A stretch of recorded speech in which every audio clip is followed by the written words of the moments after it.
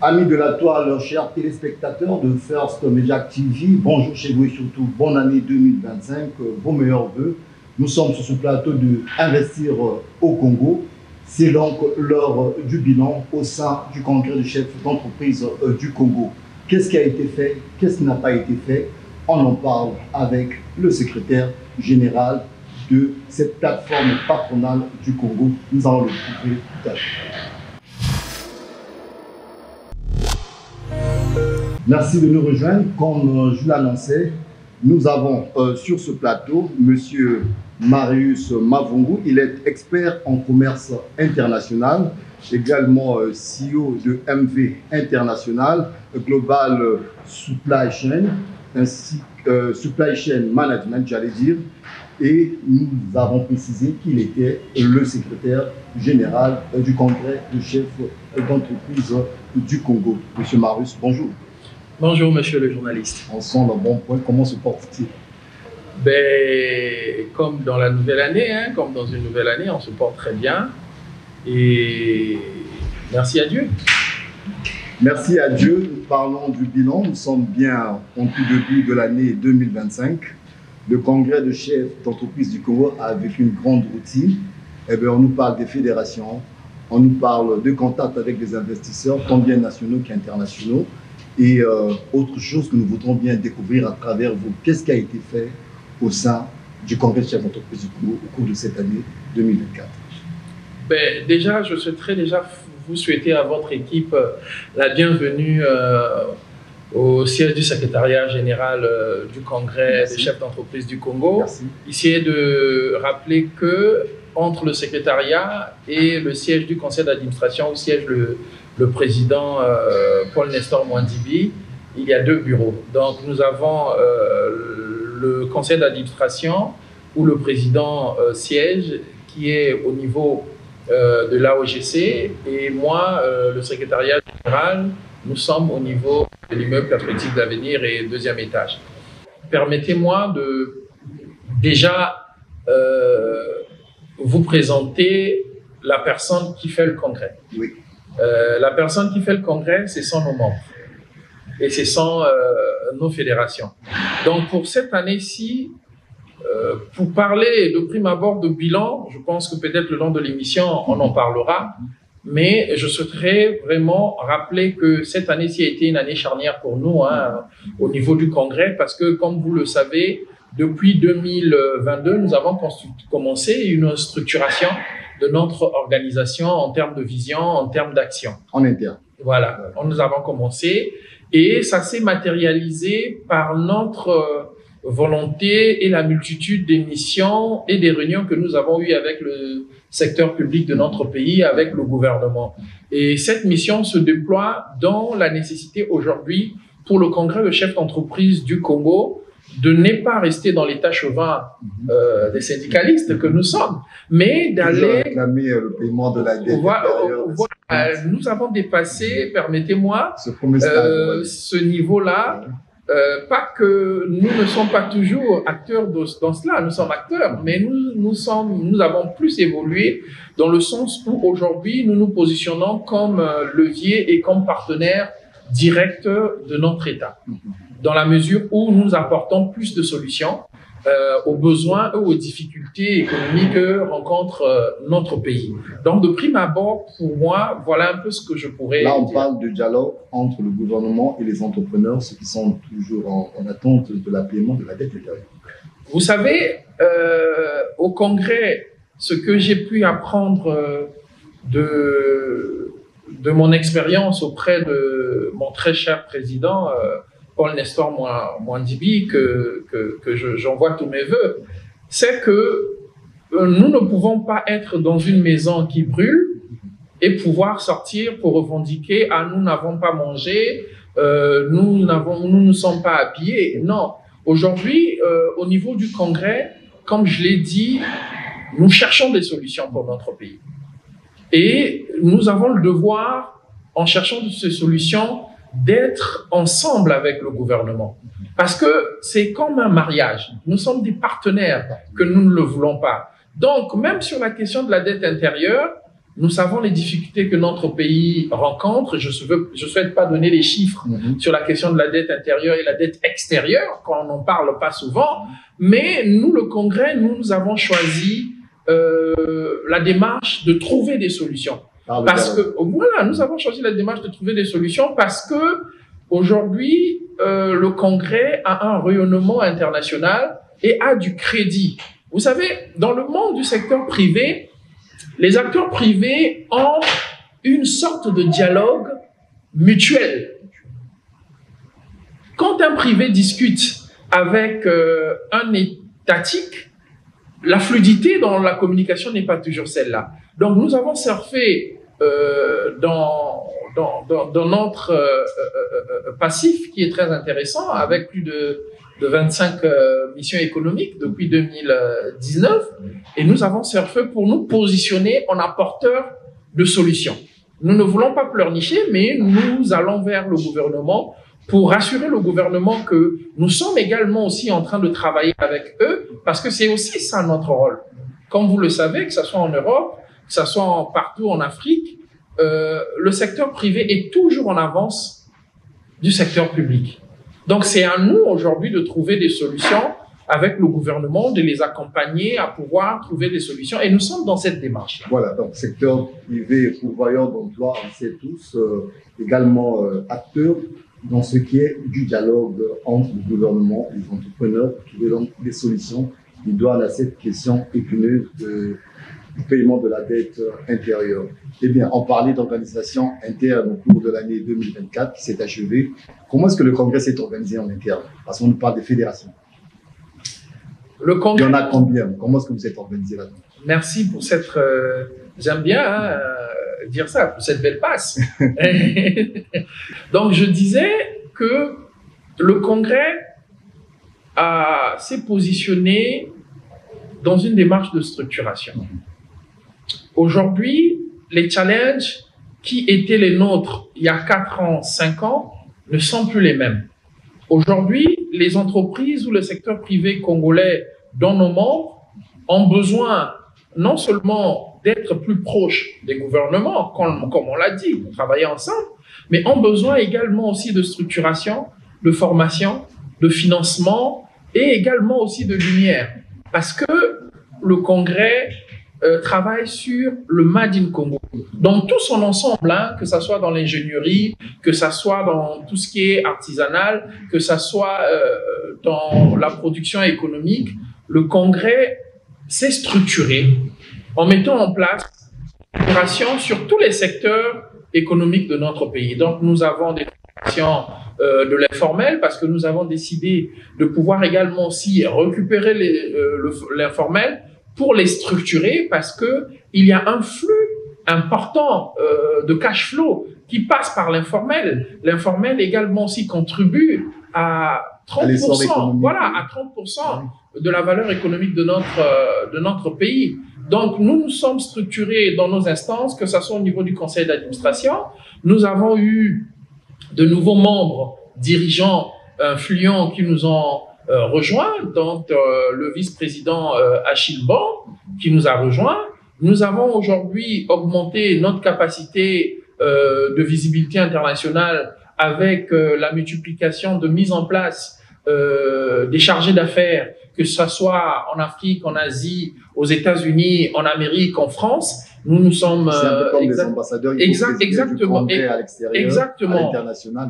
Voilà, exactement. Et nous avons également aussi renforcé notre positionnement au niveau de notre ville économique par l'installation et la conférence sur la capacité du secteur privé à pouvoir travailler ensemble avec le secteur public en installant le bureau effectivement du Congrès au niveau départemental.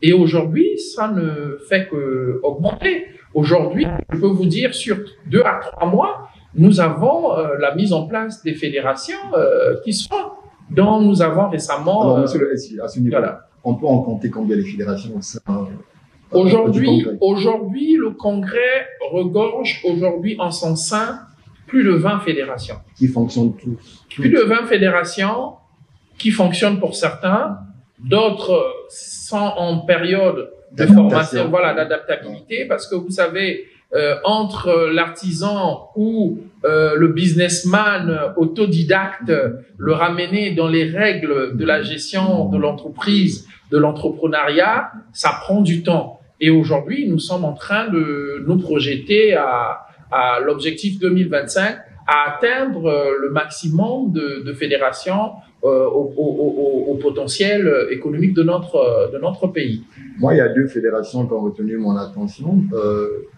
Que deviennent ces fédérations, notamment celle qui est centrée sur l'agriculture et cette fédération qui fait la promotion des produits du terroir? Ces 2 fédérations. OK.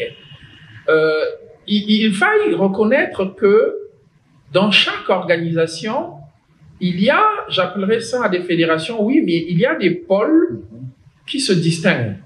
Et vous savez très bien que le but du secteur privé, c'est vrai, c'est d'avoir sa vision, d'aller dans sa démarche, mais c'est aussi adapter sa démarche aux besoins et à la vision étatique du pays.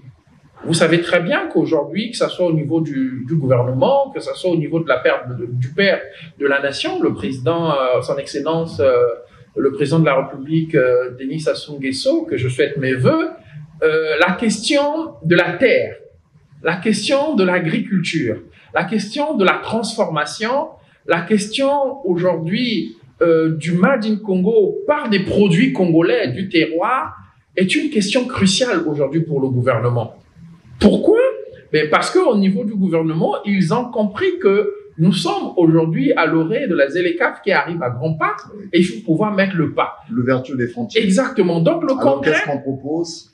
Qu'est-ce qu'on gagne voilà. Donc, par cette ouverture des frontières? Exactement. Donc le congrès, à ce moment-là, permettez-moi, je vais y arriver, le congrès, à ce moment-là, a maximisé ses stratégies et ses ressources sur la fédération d'agriculture, sur la fédération de l'agro-industriel tenue par le président Alassane Lassina Ouattara de SOTAF, sur la fédération de l'informel, tout en sachant que nous avons plusieurs fédérations.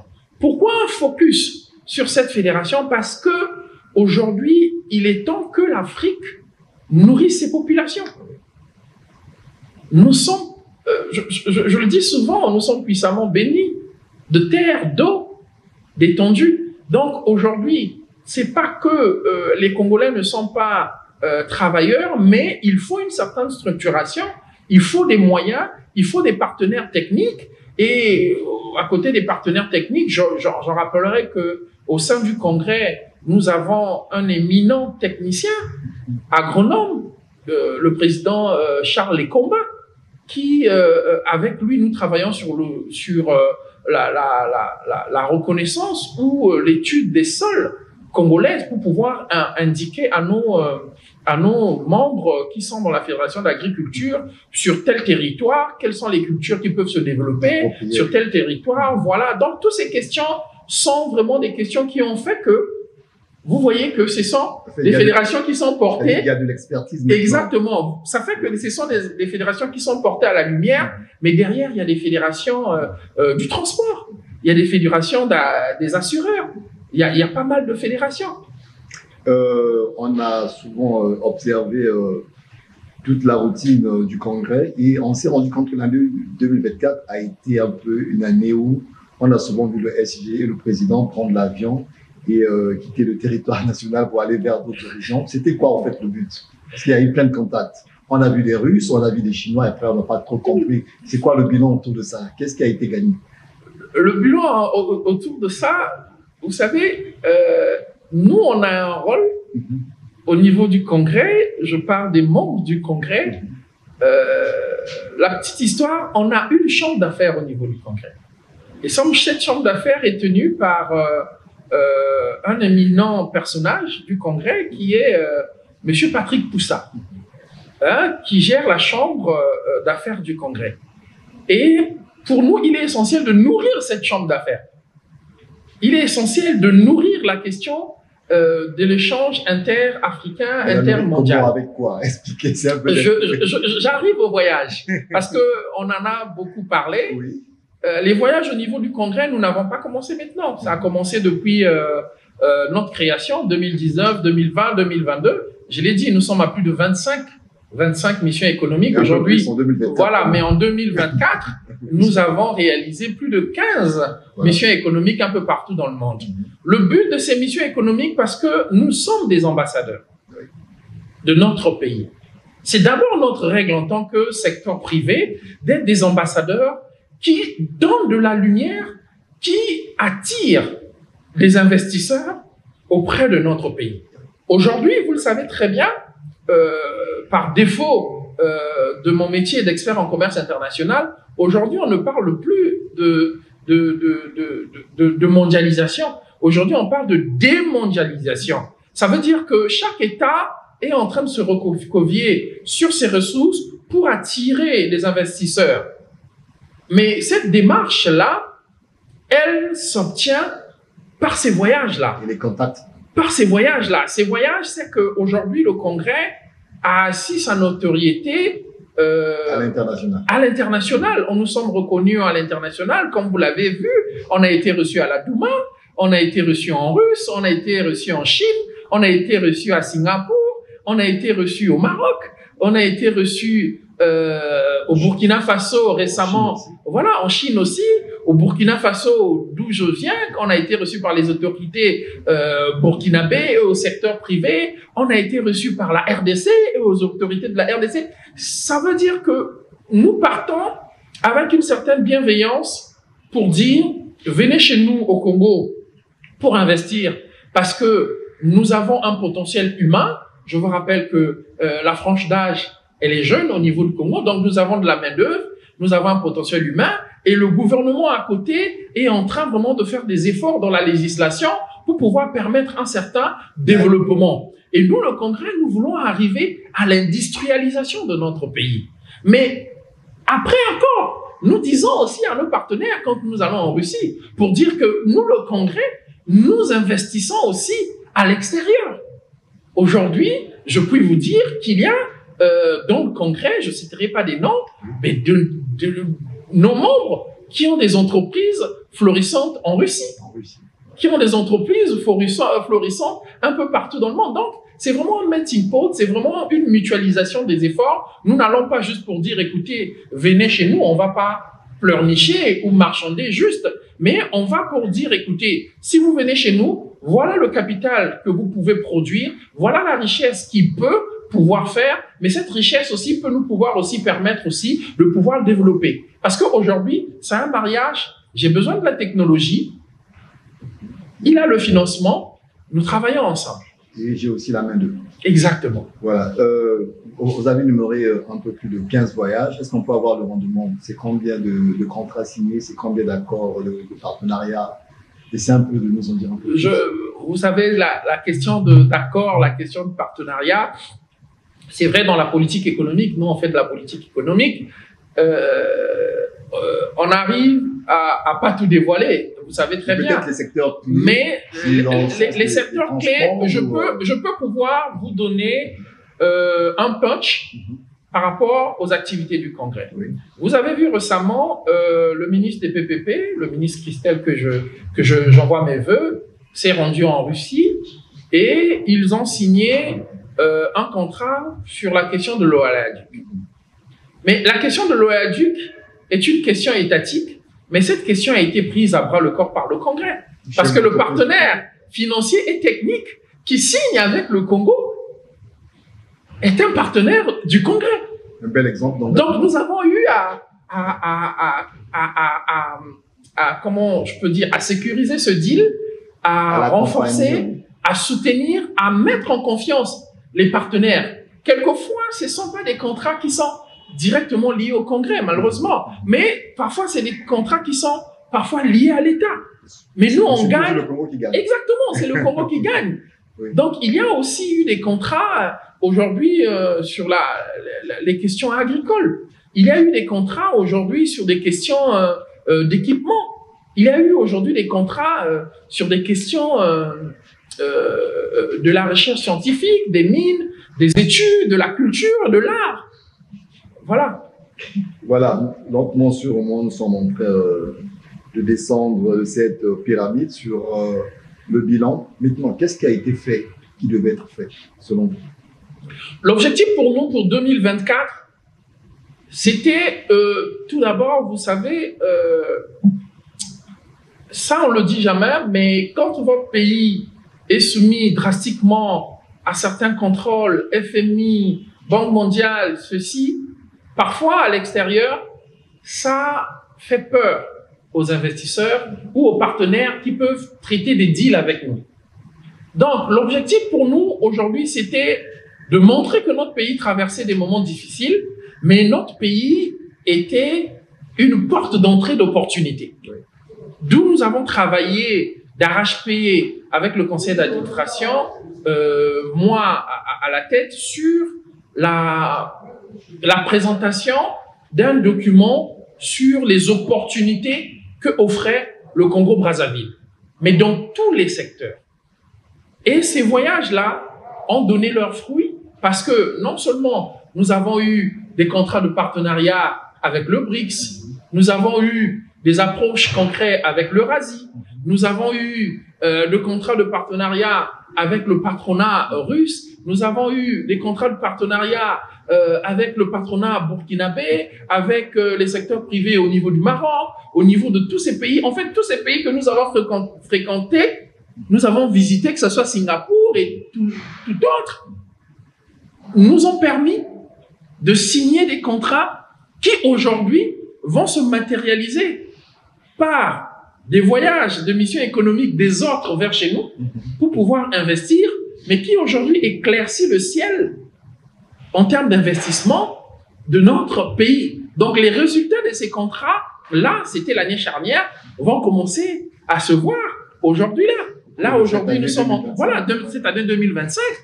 Là, en février, nous avons reçu nos partenaires chinois de Nova sur la route de la soie qui sont arrivés, où nous avons encore signé des contrats. C'est grâce à ces voyages. Et aujourd'hui, en février, nous allons pouvoir recevoir nos amis du Conseil national du patronat burkinabé qui seront là en février pour pouvoir venir profiter des opportunités que le Congo offre. On va donc dire c'est tout un agenda au cours de cette année nouvelle, donc 2025, et le Congrès est toujours à pied d'œuvre.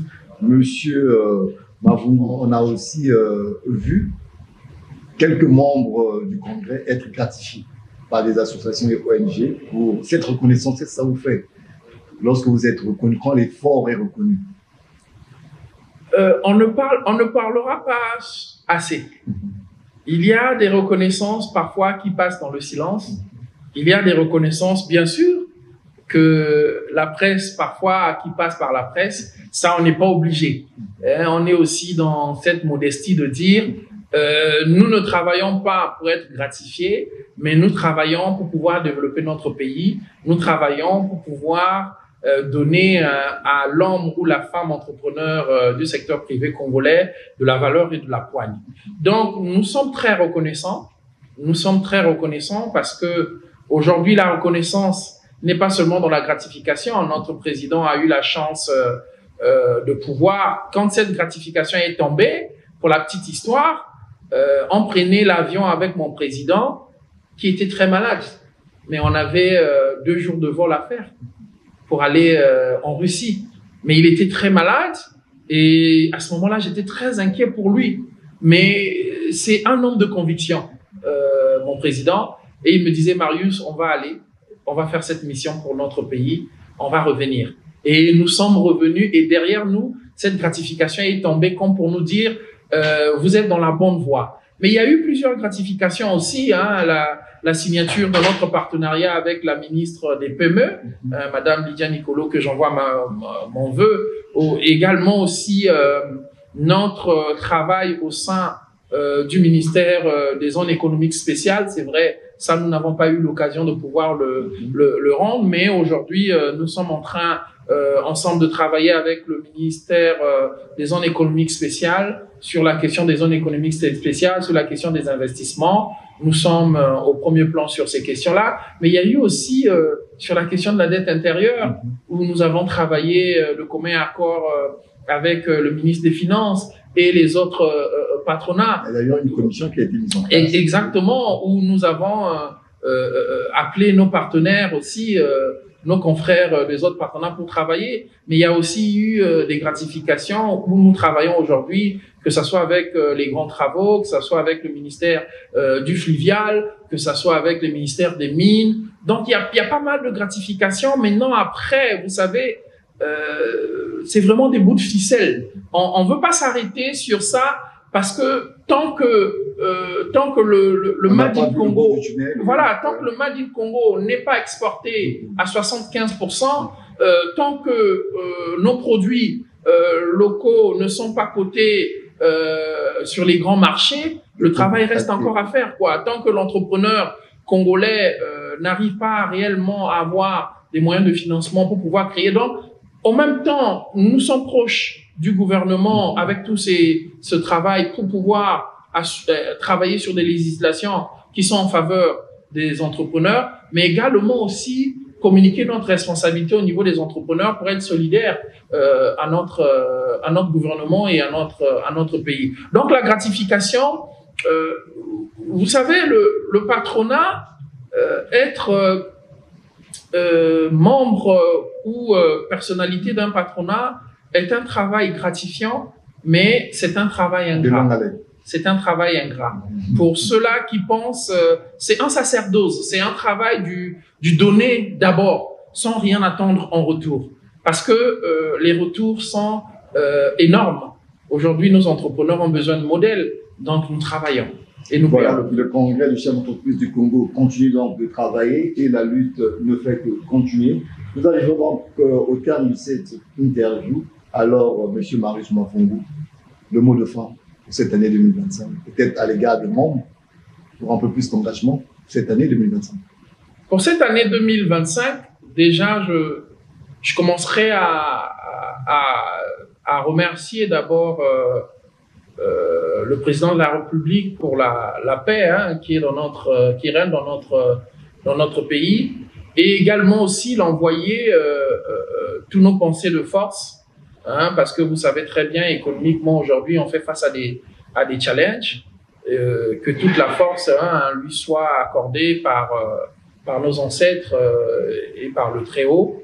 Et je pourrais également aussi renouveler ce vœu à notre président, Paul Nestor Mwandibi, qui, je sais, qui paye de beaucoup pour pouvoir œuvrer à ce niveau de sa vision sur la question du secteur privé. Mais pour nos membres, je formule vraiment des souhaits. Je formule des souhaits.